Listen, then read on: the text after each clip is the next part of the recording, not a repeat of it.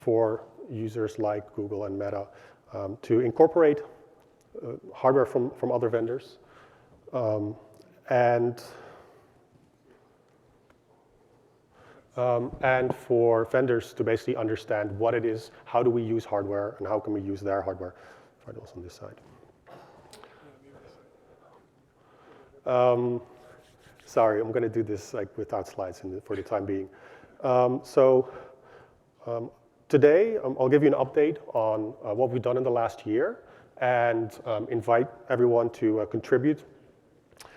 Before we do that, like a recap of why are we here, like why are we doing this, and what are we targeting? So we might have to do it without slides. It wouldn't be a terrible thing. They're not that exciting. The target for this is server network cards that go into current generation, so platforms with hundreds of cores, hundreds of millions of packets per second NICs. And the current organizations involved, so it's Meta, Google, as well as NVIDIA, Broadcom, and Intel. We're all kind of focused on Linux, so that's what I'm talking about. We're not limited to Linux if there are other parties that use Windows or FreeBSD or something else. I'm really sorry about this. I don't know, never had this problem before. So in the meantime, I will just, what was this? So we've started writing spec, and we have to focus. So initially, the goal really is the foundational features, the features that everyone agrees network cards should have. We all agree how they work. And it turns out, and I'll come back to this very shortly, we really don't. That's one of the reasons we should standardize them so that we don't have to talk about them over and over and over again. We can get it out of the way. We can focus on more interesting things. So we're limiting the scope, and initially we're explicitly excluding virtualization, smart NICs, IPUs, DPUs, anything like that. So that's okay. I do need to see my slides myself. And this is a software spec, which is a little bit different, I think, for OCP. So we're following the IETF RFC model, and we're following the RFC style guide. So that basically there's like a must and a should features. And we're trying to not just write a spec, but we're specifying behavior. And for every behavior, we have a short, prescriptive, fairly dry section, and then a longer informational section. Why is this behavior the way, or why do we want the behavior the way this is? And then finally, a testing section. The goal is not just to write a spec that may or may not be followed, but to make it possible to self-certify. Currently we have a lot of tests within Google, for instance, to test for conformance. Instead of keeping these internally, we've shared these with the Linux community. Many of our tests are already in upstream Linux, and we really encourage others to do the same so that we build this one conformance test suite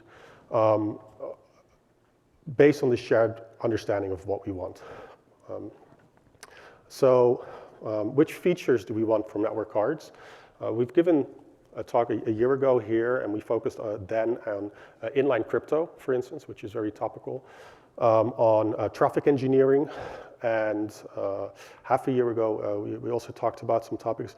Today, I'm actually going to like the most basic topics, which we said we all agree on, and try to point out that we don't really all agree on them and where we differ. So the first one, the most basic offload, are we giving up? No, I'm not going to use Okay, it's a Chromebook.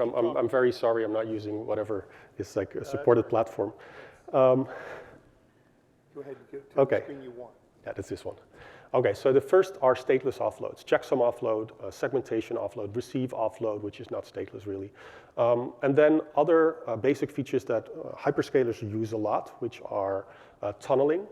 We certainly, when having untrusted user traffic, whether it comes from the internet or whether it is from VMs, is tunneled, we can have multiple layers of tunneling, nesting tunneling for IPv4 to IPv6 conversion, passing metadata along with, and maybe wrap it in some MPLS tags. So we don't use any single protocol, and I think one of the features of hyperscalers is that we basically live in a closed world, so we don't need to play by any rules about standards. And as a result of this, any standard protocol. Like, there comes a NIC with a box that says supports Geneve. It's really not that relevant to us. What we want is that it supports our protocols or our weird variants of protocols. And the point we want to bring across is we want protocol-independent offloads. And these are, this is, I think, fairly well understood on the one hand. On the other hand, we still see a lot of protocol-dependent offloads being added. And then a third very basic feature that we think we agree on and we don't is telemetry. Like, at our scale, we need automated monitoring, distributed systems for monitoring. And all the counters that we get from network cards are hugely diverse. Even where they aren't, the very basic counters, packet counters and byte counters, you know, which bytes are actually being counted? If you have a transmit byte counter, does it count the bytes of a TSO packet or of the segments that are on the wire that are created from the TSO packet? So we want to basically, you know, get some clarity there, and then also on the type of counters that are maybe not that obvious that that are very important to us, such as incast.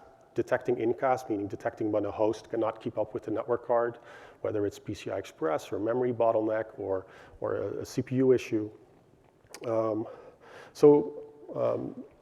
Today I'm going to talk a little bit about stateless offloads, and then we started a little bit late, but we have time. I'll also look at one more advanced feature, which is time measurement, time stamping, clock synchronization, essentially P2P, but P2P at line rate. There's actually a P2P talk going on right now that I would have loved to join, but we scheduled at the same time. So we're going to give up on the presentations. You're going to have to look at me, I'm sorry. All right, so there's ambiguity, mistakes and misunderstandings. I've given an example of ambiguity in telemetry. When we get a network card, we get some counters. We don't really know what they are, and even the ones that have a well-defined name, we don't really know what they do. That's ambiguity. We shouldn't have that. Then there are common mistakes. I've been in the same group at Google for over a decade. I've seen multiple generations hardware, and this one I've seen multiple times, for instance, is a UDP 0 checksum conversion. So protocols can have gotchas, and the UDP protocol has this nice gotcha in RFC, I think 768, where a checksum, very straightforward, of course, you sum all the bytes in a packet, and if you do this in a signed mode for simplicity, if you then take the negative value, you stick that in the checksum field of the same packet, you sum again, now you sum up to 0, right, because you sum the packet plus the negative value of the packet. We do this with ones complement logic, and with ones complement, you get the negative by flipping the bits, which means that every positive number has a negative, including 0. So in TCP checksum, the 0, positive, and negative are exactly the same, 0, 0, 0, 0, FFFF. In UDP, they decided that, you know what, we have two values here. Let's reserve 1 for the checksum and 1 to denote this packet has not been checksummed. That requires some extra logic that, you know, is missing occasionally in hardware. There's really no need that we have to closely read that RFC to find out, or have to relearn this if we have this in one, you know, one place for all vendors to understand. And then finally, misunderstandings between, I think, users and vendors, and that's the example I just gave about tunneling, where there is hardware can have very specific offloads for sort of standard features, and we just don't use standards. So we want is protocol independence. We want to be able to upgrade our systems and adapt our systems without being you know, limited by what the hardware happens to support. A very small aside there is that if you have a parser on the network card that can handle certain protocols, and we have a different protocol, then, you know, we can't use it. An alternative is to have a programmable parser, which is very popular. That is still sort of strictly worse than not needing protocol support on the card at all. From a hyperscale point of view, we want to, we have to roll this out across our fleet. And if we roll out a change in our software, a new protocol, we also have to roll out a change in the hardware, in the firmware of the network card. This parser, now we're talking correlated rollouts with potential, you know, correlated rollbacks. So we really don't want to have to do this. All right, so why OCP standardization? to basically share these points of the technology and our usage together in an open form, to codify it once and for all, particularly about these topics that we all agree are not the most exciting topics in this industry, so that we can move on and can talk about the more interesting topics. And eventually, this is also a good venue to come to agreement on how those should work and standardize them. And I think inline crypto is a very good example of that. That is much more advanced, but very topical right now. We want to do this in the whole industry without any NDAs, right? Without one-on-one communication, without repeating this communication. And finally, but not like last but not least, we want to have the spec combined with tests, a test suite, a conformance test suite, so that we basically, both vendors can self-certify, but also when a user deploys hardware and it doesn't work as expected, we have a shared language. We can say like, hey, I ran this test, it doesn't work. Oh, hold on, let me test this as well. It's actually, in my experience, very valuable. Checksum offload, I gave the example of UDP0 checksum, why that's not as simple a feature as we thought. More broadly, a network interface can basically offer checksum offload by taking a package, finding the header, zeroing the checksum field, and computing the checksum, negating it, and putting it in the checksum field. It can, and if it does that, it supports it for IPv4 TCP and IPv6 TCP, and maybe then you're stuck, right? Or maybe also UDP. But what we want is a generic protocol-independent approach where the host passes an offset to the start of the region to checksum, and an offset from there to where to put the checksum, and the NIC doesn't have to know anything about whether it's TCP, UDP, whether there's IPv6 in front, whether there are other tunnel headers in front, or whether there's, for instance, GRE, which also supports a checksum field.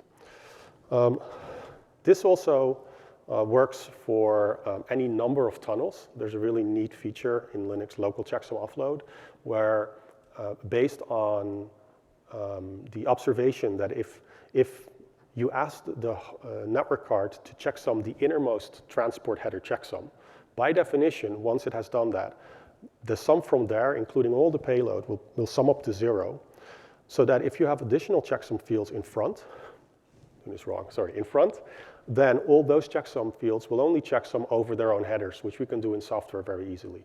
So complicated multiple nested levels of tunneling and so we can handle in software with only having to parse in software once. Some segmentation offload, similarly, it's supported in a protocol-dependent way for TCP, which is understandable because segmentation in the abstract, you have the host can send a much bigger packet to the network card than it then can go on the wire. The network card takes the big packet, which consists of some headers and a lot of payload, and it basically copies the headers and it splits up the payload in MTU, not ideally, in MSS segments, and puts those in the individual packets and sends those out. So now we can send in one packet on the host, maybe 45 segments on the network. TSO is limited by the maximum IP packet size, 64 kilobytes, which is how we get to 45 if you have an MTU of 1500. Actually, we would like to allow building much bigger TSO packets by ignoring the IP max packet size and passing this size alongside in the descriptor. Also, we'd like to have UDP segmentation offload support as well as TCP, quick HTTP3 streaming protocols. There's a lot of use of UDP in large bulk workloads that benefit from segmentation offload. So I said TCP segmentation offload has to be protocol dependent because the TCP header has a sequence number field, and every segment will start at a different offset in the byte stream, so have a different sequence number. For UDP, this is not the case, right? UDP, the ports are the same. The checksum is computed after segmentation. The only field that remains is the length. If the host passes passes a large packet to the interface that is a perfect multiple of the segment size, then all the segments created will be the same size, and the host can pre-populate the length field of the IP and the UDP header. So the NIC can actually implement UDP segmentation offload in an entirely protocol-independent manner. And this is what we want, again, in general. We would like segmentation offload, protocol-independent, apart from TCP TSO, to support all these tunnel headers in front as well. Like the NIC shouldn't have to parse a whole bunch of headers to find the inner TCP header that it needs to adjust. It should skip over these. These are opaque, and just copy them and split the payload. And then we can support any kind of protocol we want. So those are the basics, and as well as I said, telemetry, that we're writing a spec right now. I wanted to give a brief introduction on a slightly more advanced feature, which is, in this case, because this is the third talk on this topic, we've covered a couple of others. We're talking now about time and how we care about that in our deployments beyond P2P. So precision time protocol has come up a couple of times at this OCP Global Summit. We are very interested in it as well.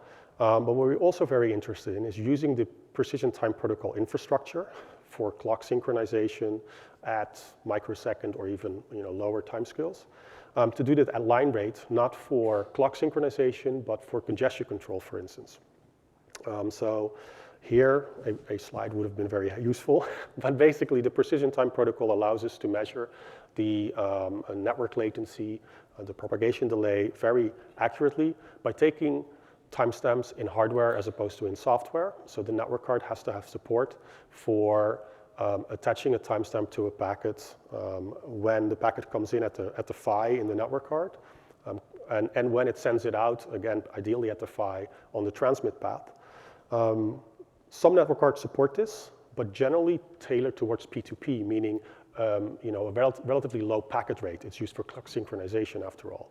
If we want this for congestion control, we need to do this at line rate, so 400 million packets per second that get timestamped, because there are probably some 10 or 100,000 different active connections. Then these timestamps go into the TCP stack. The TCP stack makes use of them to decide how much data it wants to send out in the near future. The second part of using this accurate timestamping is, or this accurate actually time in the system, is to offload the host by having the network card send out packets at the time that TCP wants to send out. So TCP pacing, using this model that introduced at a couple of years ago called earliest departure time, where the TCP stack computes a delivery time for the next so many packets that it is willing to send out. It depends on its congestion control algorithm, how far in the future it's willing to look.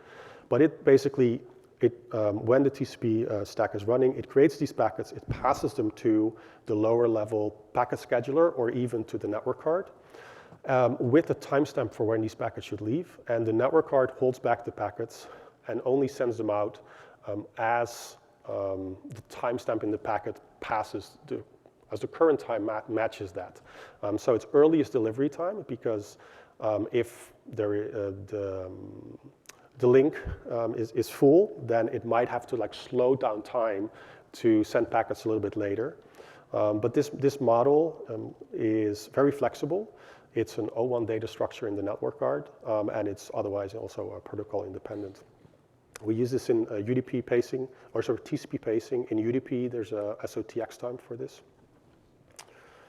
For this, we have in upstream Linux a test for SOTX time in software, because we don't have a hardware implementation that we can test right now publicly. We have a bunch of feature tests for UDP segmentation offload, SOTX time, timestamping, RSS, receive offload in upstream Linux. We're missing a whole bunch of tests. First of all, these tests are not perfect. They're just what we have, what was good enough for us to qualify a network card to use it at Google.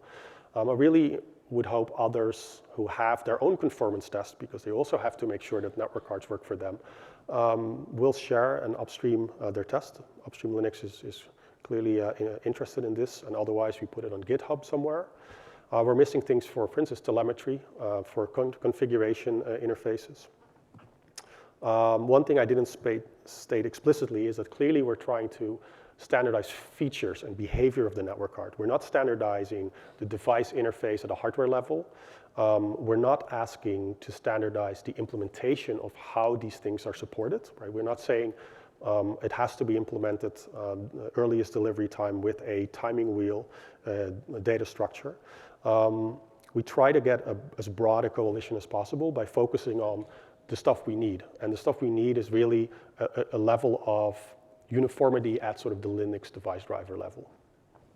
All right, so we have tests, we're still missing tests. Performance tests are another important part, which at Google we keep our own matrix of performance tests, as again, I think everyone does, so it would be very useful if we just come up together with a description of what are relevant workloads, what are the transport layer tests that capture these workloads, and let's run those. So we've started with our own tests. We used to run I think many netperf, but we run a lot of tests that open up many different connections, many different threads, pin them to CPUs, affix certain behavior, and we ended up open sourcing ourselves on github.com, Google Nepper, our Nepper tool that does all this in one tool. It aggregates the data from the different flows and threads, makes it a little bit easier to get reproducible results.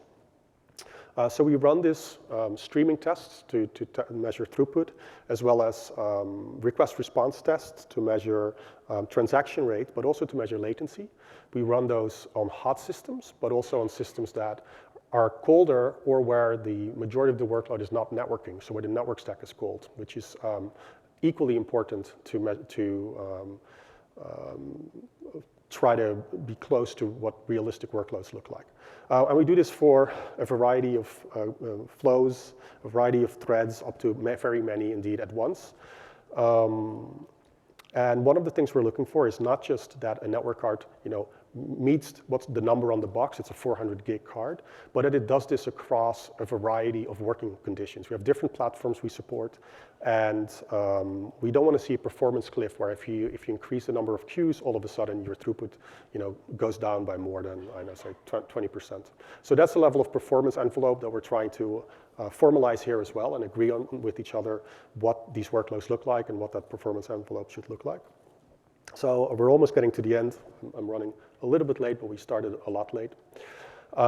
So the status is we have two efforts going on right now. One for these foundational features or the core features, the stuff we should get out of the way once and for all, and one about inline crypto. The core features, we're working together on getting through, everyone has signed the contributor license agreement. In the meantime, we've been writing. My hope is to basically share this in a draft in the next 3 to 6 months in the OCP networking meeting, get feedback from the whole community, iterate on it, and send it out for ratification within a year or so. The inline crypto is interesting. We didn't write that from scratch, but we actually used a previously private spec that was passed under NDA, and instead we're opening that up and we're getting feedback on it and hoping to make that an OCP standard that's broader. So Google opened its inline crypto protocol, PSP, earlier this year, and there's quite some industry interest in that. We put it on github.com, Google PSP, but what we need from devices to implement it can probably also be applied to QUIC, say, or to IPsec ESP. So we're working on the basis of basically that protocol spec and turning it into a broad, industry-wide device spec. The last slide, which is, I really encourage everyone to join us, and there are different ways to do this, which is, one is to also sign the CLA and help in one of these two efforts if you're interested. Another is to basically wait until we share them broadly within the OCP networking community and give feedback there. A third is to suggest new efforts, right? We have basically 2 tracks, 2 editors who are working. If there's something else that you are very excited about, you think the industry is, you can rally other partners, this OCP is the venue to do this. And so I specifically want to call out if your organization has existing specs that you've asked features to be implemented, or you've implemented features in a certain way, and you think that this should go beyond your own company and you're willing to open it up, then share this with us. So you can do this by joining the OCP networking. We have a monthly call for all of networking, not just for this NIC software effort. The networking mailing list, or you can email me directly, which is willemb@google.com. Yeah, so that's all I had today. Are there any questions? Thank you, Willem. Apologies for the technical difficulties there.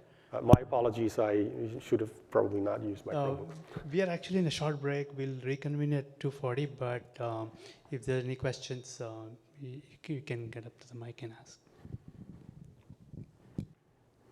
Hey, thanks for the call.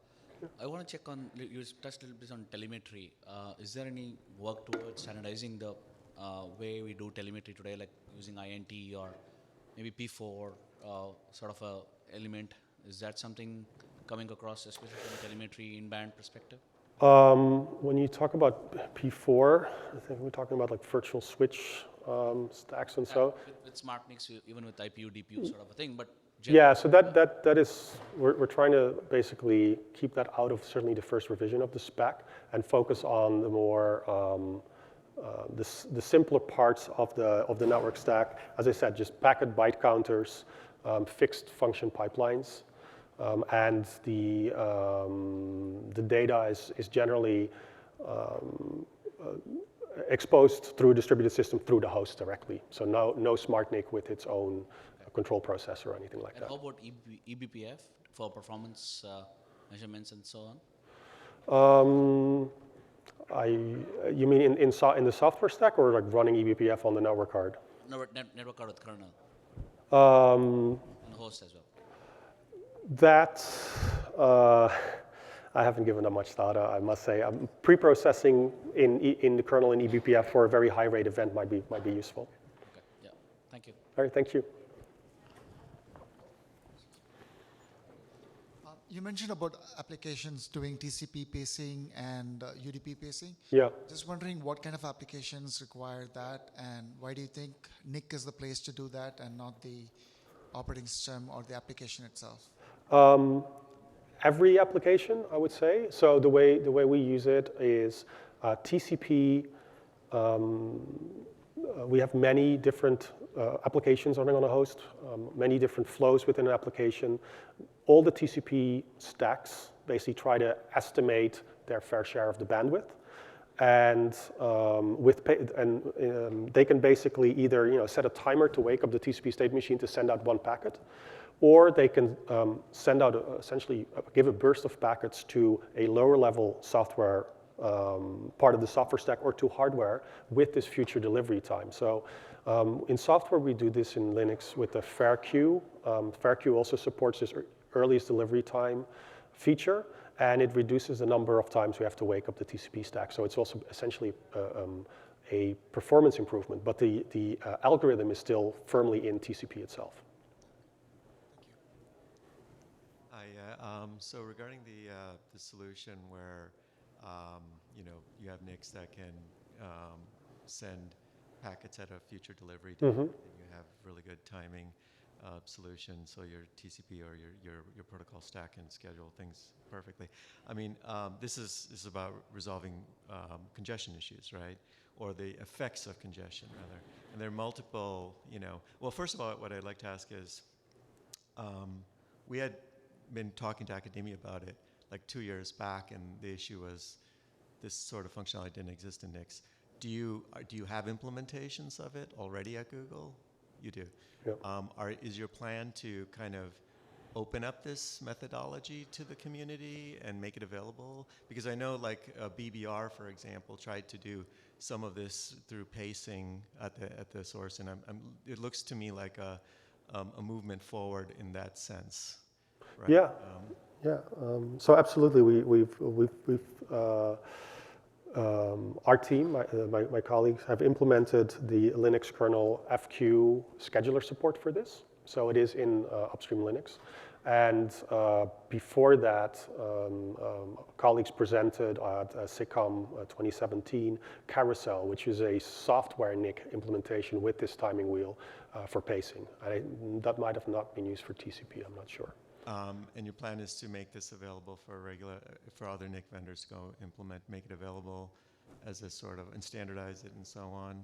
Is that yes, so there is actually, in Linux, there is support for pacing offload to the NIC from, I believe it came from Intel. There's another software packet scheduler, CTF, I'm not sure, something like that. But that's really meant for a relatively low rate, namely for P2P, to send out a P2P packet at a very precise time in the future. We want to do this, it's similar to the other P2P part I mentioned. We want to do this at line rate, and not just for a few packets at a time. Oh, okay. The second part of my question is, there's a lot of efforts around, managing congestion in the fabric, right? At the end of the day, if there was no congestion, you wouldn't worry about this problem, right? Or maybe not. I mean, there's always some amount of contention even locally on the system as well. That's the other part, but, yeah. I mean, how do you see, like, say we had a perfect solution, do you see other solutions going away? I don't even really have an opinion on that. I'm really interested. Our solution works much better than what we had in the past, which was using explicit queues with rates set and mapping flows onto those queues. This early delivery time scales much better. It works for us. I'm not in a position to say whether others are obsolete. Okay. Would it be applicable to other things besides TCP? Like maybe? Yeah, so the SOTX time socket option was actually added for Quick because it does this in user space. And besides using it for congestion control, we also use it to ensure fairness between tasks running on the host, fairness between processes, because every TCP stack or every Quick stack can basically compute its own delivery time for its packets, but the operating system can inspect these packets and move the timestamp further into the future to effectively rate limit that flow. So we also use it for that purpose. Do you see like applicability, say, to a Rocky V2? Yeah, conceivably, certainly. Problems to solve with Rocky V2. I know maximizing utilization of the fabric is one, but not sure if this fits into that. I suppose it has a side effect of maximizing utilization of the fabric, but maybe it's not its core objective. Definitely running our networks hot is a core objective. So yeah, I think it's not TCP specific, and it might be very relevant to Rocky V2 as well. Yes. Thank you. Thank you, guys. Right, thank you.